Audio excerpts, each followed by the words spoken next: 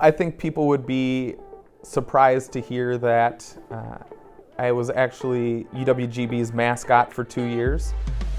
So I was Flash the Phoenix.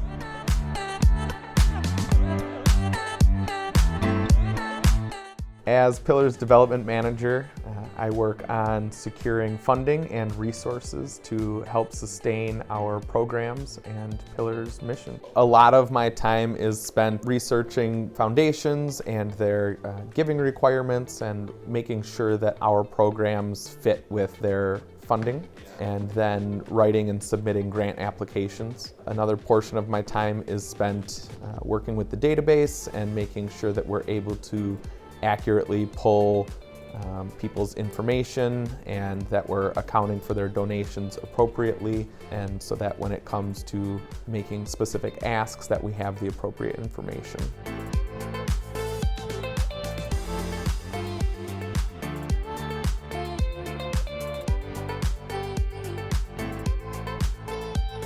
I went to school for nonprofit management, and out of college I started at the National Railroad Museum.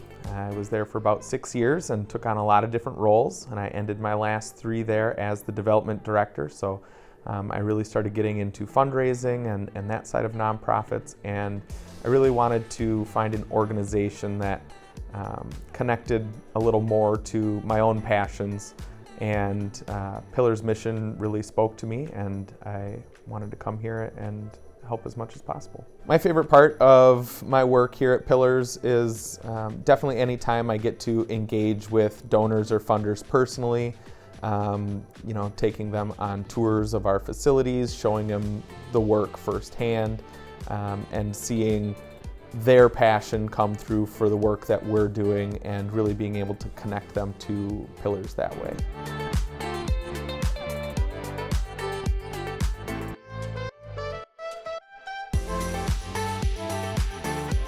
I'm originally from Madison. I grew up there, and my mom works for Head Start. She works in the low-income and homeless program, teaching 4- and 5-year-olds. So, anytime I had a day off of school, I was in her classroom helping out, reading books, playing with kids at recess. Growing up, I never saw that as volunteering or charity work or anything like that. It was just helping out in mom's classroom and playing with the kids. And I remember my dad would buy Christmas tree stands at garage sales all summer, and then around Christmas time we would buy trees and deliver them to some of my mom's families, and just going there and setting up a tree and helping them string the lights, and just how much that meant to me growing up, knowing that there were families out there that wouldn't have a Christmas tree, and that we were helping bring that little piece of joy to them was really impactful, and something that I didn't reflect on fully until I was a little bit older and started at Pillars, and seeing that that's been a part of me my whole life.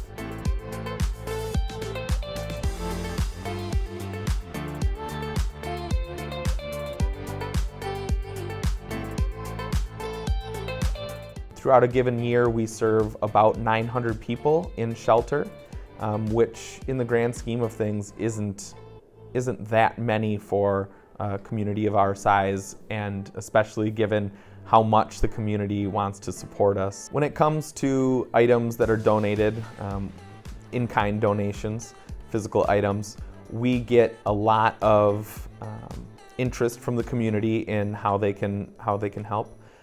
A lot of times people bring things to the shelter. We always suggest calling ahead of time to make sure that the items are in fact needed, and that helps us create the largest impact from your donations as well. So we get a lot of offers for things like tie blankets and socks and can drives, non-perishable food items.